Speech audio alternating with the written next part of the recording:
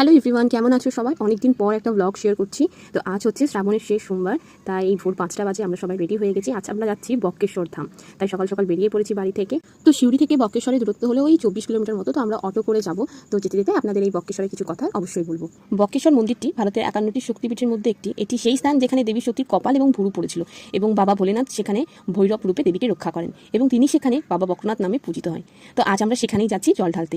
তো রাস্তায় দেখতে পাচ্ছেন কত মানুষ হেঁটে হেঁটে কাঁধে বাঁক নিয়ে যাচ্ছে জল ঢালতে। বিভিন্ন জায়গায় মানুষ আসে এই দিনে জল ঢালতে, আর আজ যেহেতু শেষ সোমবার তাই ভিড়টা একটু বেশি। তো আমরা পৌঁছে গেছি বক্রেশ্বর, আর এখান থেকে হেঁটে যেতে হবে মন্দির। তো মন্দিরের গেটের সামনেও আমরা এখন চলে এসেছি। প্রচুর ভিড়, এখান থেকে লাইন শুরু হয়েছে, তো আমাদেরকেও এখান থেকে দাঁড়াতে হবে।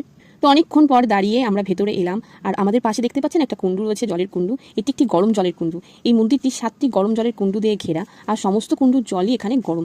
আর এটি এখানকার আশ্চর্য এক বিশেষত্ব, গরম জল। এখানে পুকুরের জলও নাকি বলে গরম। যাই হোক, তো এই কুণ্ডু থেকে জল নিলাম বাবার মাথায় ঢালার জন্য। তো জল ঢালা